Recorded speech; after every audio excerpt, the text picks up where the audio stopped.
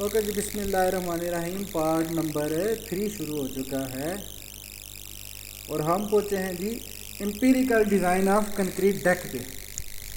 So this design method is only applicable for concrete deck slab supported by longitudinal beam. The concept of design is based on internal arching developed by a complex internal in-plane or membrane forces. These membrane forces are developed due to confinement provided by the surrounding concrete, later stiffness of beams, and by other components like continuous materials and guns. So ये आपने theory तरह पढ़ लेनी है, ठीक है जी। The slab internally acts like a small dome around the wheel footprint, and the failure occurs by overstraining around its perimeter as a punching shear. The flexural moment developed is very less compared with the traditionally believed values that may be resisted by some minimum specified amount of isotropic reinforcement. So this reinforcement is also required to develop adequate arching action. So tests indicate that even this design approach provides a factor of safety of 8.0. Wow. तो ये जो empirical method है 8.0 का factor of safety provide करता है। The differential settlement of beams and other members supporting the deck have insignificant effect on the arch action provided these remain within a certain limit. So अगर आपके beam slightly आपका bend भी हो जाते हैं, ठीक है, डिफ्लेक्ट भी कर जाते हैं, तब भी आपका जो है डेक पे कोई इतना मेजर फ़र्क नहीं पड़ता, ठीक है जी। सो एडिशनली लॉन्गिट्यूडनल रिइंफोर्समेंट में be required over a negative reason found by a transverse beam like a floor beam. So the longitudinal bars of the isotropic reinforcement may be counted in resisting the negative moment, and only the difference is to be provided. This reinforcement needs not to be provided in the transverse direction. The overhanging part of the deck should be designed separately as outlined in ASHTO 9.7.2.2. Okay. तो ये चंद एक चीज़ें बताई गई हैं बहरहाल जी। तो इंशाल्लाह हम डिज़ाइन में डिस्कस करेंगे इनको। सबसे पहले आपने क्या देखना है, conditions for empirical slab design.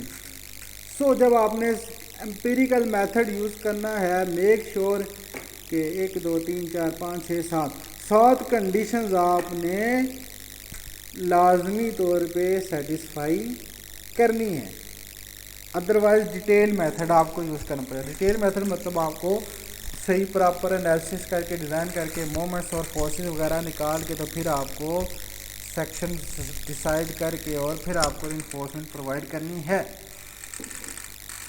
And that will be a very tedious work, ठीक है। So try to satisfy these 7 condition. So जी पहली कंडीशन क्या है, the supporting beams are of steel or concrete made composite with the deck. The supporting beams are of steel or concrete made composite with the deck. Okay.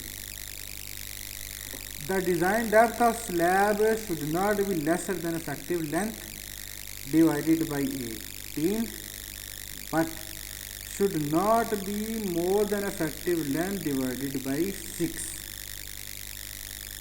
जो length है beam की, sorry effective length है जो deck की, divided by 18 से divided by 6 के दरमियान होनी चाहिए, ठीक है जी, जो स्लैब की डेप्थ है।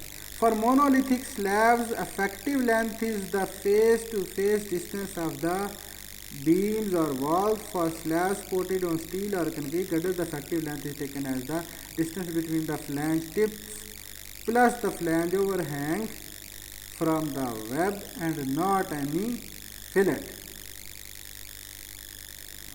दोस्तों क्या आपको ये चीज़ें पता होंगी, फिलेट क्या होते हैं, ठीक है जी। So let us discuss this thing कि जब आपका वैसे जो एक गर्डर होता है वो यूजुअली कुछ इस तरह का होता है। सो ये जितना पार्ट होता है ये फिलेट होता है, ठीक है जी। दिस इज का वेरी स्मॉल पार्ट होता है fillet. This is land tip. ये अपने वेब तक का जो डिस्टेंस है वो ले लेना है, ठीक है जी। तो ये कहानी बयान हुई है कि for monolithic slabs effective length is the face to face distance of the beams or wall, face to face distance।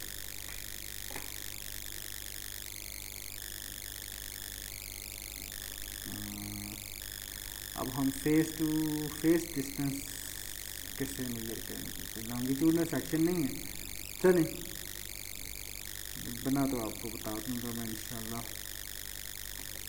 बहरहाल the depth should be uniform except any local thickening, ठीक है जी। किसी खास जगह पे आपने वैसे को थिक कर दी, ठीक है जी, तो वो एक अलग चीज़ है। या जहाँ पे आप हाथ प्रोवाइड कर देते हैं तो वो भी बेसिकली एक लोकल थिकनिंग है, ठीक है जी। तो उस जगह पे डेप्थ थोड़ी सी 1-2 इंच बढ़ जाती है, तो सॉरी 2 से 4 इंच बढ़ जाती है। Otherwise depth should be uniform. The effective length as defined above should not exceed 4100 millimetre and the slab depth should not be less than 175 millimeter. The core depth of the slab must not be lesser than 100 millimeter. The core depth of the slab is defined as the distance from the top edge of the top edge of the topmost steel bars to the bottom edge of the bottommost bars। Okay जी, suppose करते हैं जी कि ये duct का section है और cross section की बात करें तो एक सरिया ये आएगा जी, एक सरिया ये आएगा, कवर भी होता है, ठीक है जी। तो ये अब ड्रा करने में मुझे प्रॉब्लम हो रही है, ठीक है जी। तो आप देख सकते हैं कवर भी मैंने थोड़ी कोशिश की है जी।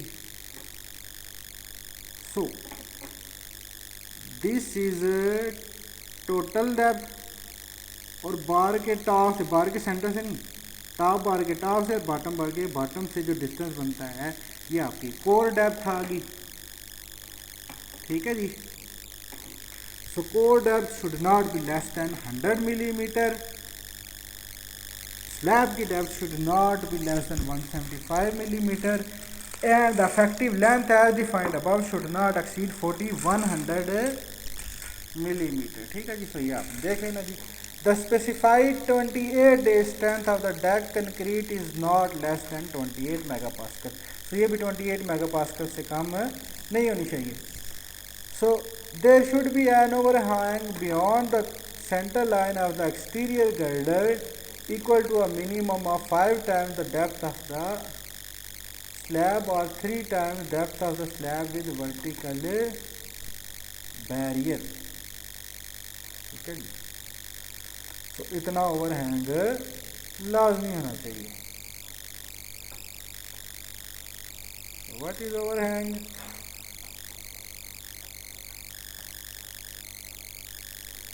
दिस सेंटर से लेके एंड तक जो है ओवरहैंग, और ये वर्टिकल बैरियर भी है।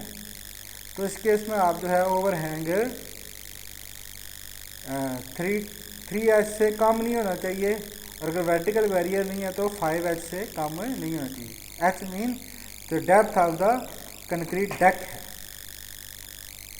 अच्छा जी, नेक्स्ट कंडीशन आ गई जी, a minimum of 2 shear connectors shall be placed at a spacing of 600 millimeter center between the steel girders and the deck slab. For concrete girders, stirrups extending into the slab satisfy this requirement। Okay जी, इस पे भी हम बात कर लेते हैं। Should I control N? Yes। ये आपका डेक आ गया,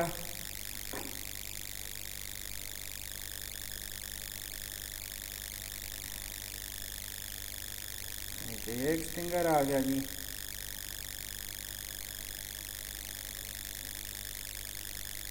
स्टिंगर ये आ गया। इनके दरमियान 2 शीयर कनेक्टर्स, ठीक है जी, चाहे वो नट बोल्ट से हों, जिस तरह भी हों, ठीक है जी, बेसिकली यही होते हैं, ठीक है जी। सो एट स्पेसिंग ऑफ, अब 2 हो गए, 1 और 2 पूरे हो गए, हर 600 मिलीमीटर के बाद आपने ये लाजमी प्रोवाइड करने हैं। और अगर आपका ये गर्डर कंक्रीट का है तो जो टॉप स्टीरप्स हैं, या हम कहते हैं कोई बीम आ जाता है, तो जो टॉप स्टीरप्स हैं आप एक्स्ट्रा स्टीरप्स प्रोवाइड कर दें और उनको जो स्लैब के साथ क्या कर देंगे, आप एम्बेड कर देंगे इस तरह से, तो वो भी शेयर कनेक्टर का काम करेंगी, ठीक है जी, डेक के लिए। So these are 7 conditions of empirical reinforcement required. Isotropic bottom layer of steel should have a minimum area of 0.57 millimeter square per millimeter width of the slab. So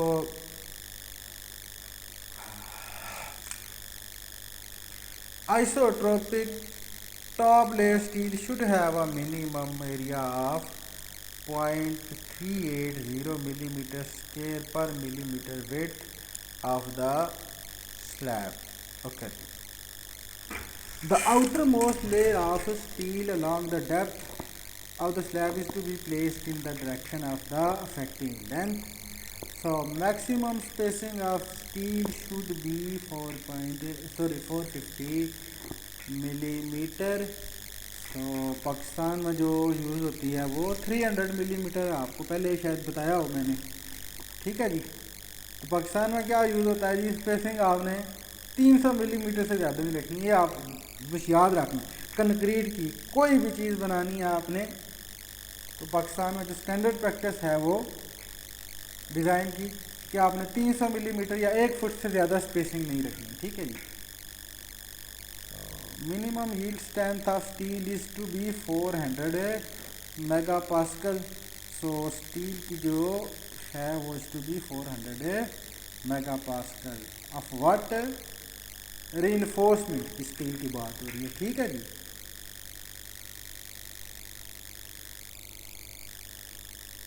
So minimum depth, the depth of the concrete slab to be used as a deck should not be less than 175 millimeter. The bearing surface is separately provided. Okay ji, minimum overhang thickness, the minimum overhang thickness of concrete decks for crash resistance should be 200 millimeter if it supports a deck mounted post system, 300 millimeter for side mounted post system and 200 millimeter in case of it supports concrete parapets or barriers, ठीक है जी। So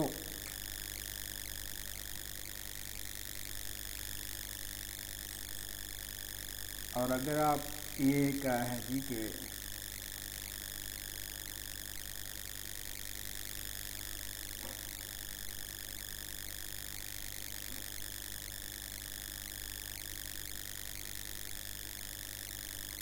okay, so minimum cover to reinforcement. Minimum cover is required for durability, easy placing of concrete and to provide resistance against splitting due to bond stresses. The cover of steel for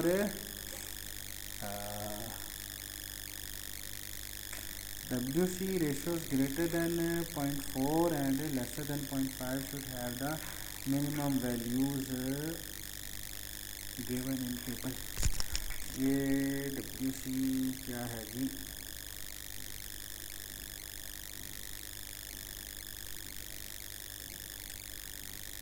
I think this is width to core depth ratios of, ये मैं आपको video के description में या कुछ आपको मैं इसको एक्सप्लेन कर दूंगा कि WC क्या है, ठीक है जी। So cover for unsupported main reinforcing steel. Direct exposure to salt water 100 millimetre है जी। डायरेक्ट एक्सपोजर टू अर्थ है 75 millimetre. Interior up to number 35 bar 40। Bottom of cast slab up to number 35 bar 25 millimetre. ठीक है जी। सो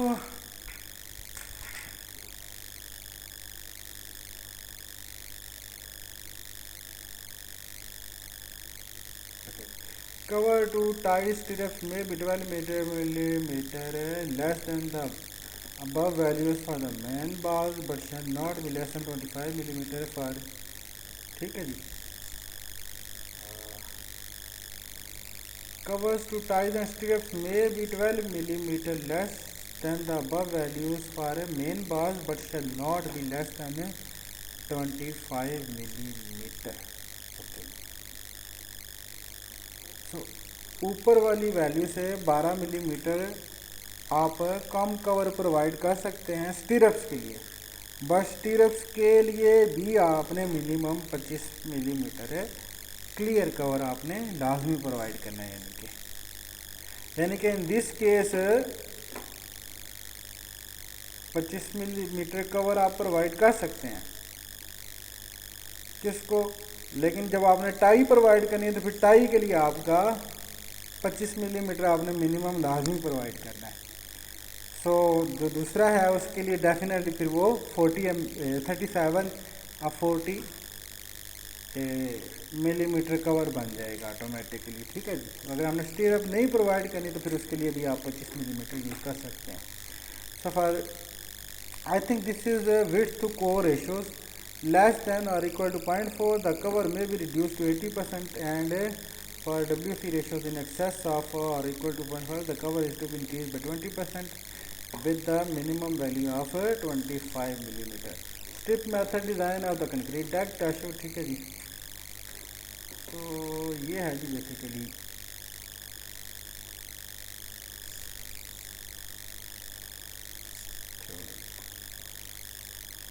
आप ये देखिए width of equivalent strip इसको भी रहने दें आप बहुत लंबा।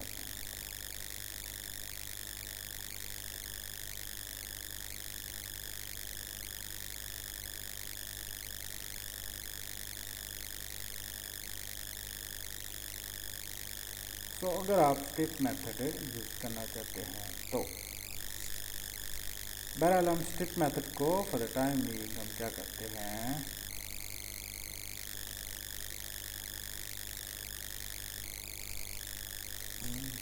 स्किप करते हैं। तो ये चंद एक आप डेफिनेशन एंड नोटेशन यूज करते हैं। Spacing of beams or webs L is equal to span of beam and B number of beam stringers or girders, T as depth of concrete slabs that is TS। okay जी। and modular ratio between beam and deck materials। okay। I is moment of inertia of beam। EG distance between the centers of the basic beam and deck, distance between the centers of the basic beam and the deck। okay जी। considered 0 for a non-composite beam। okay जी। so area of a stringer beam or girder kg is equal to this is longitudinal stiffness parameter moment of inertia of one beam modified to equivalent concrete section and transferred to a point at the center of the slab। okay जी। okay जी।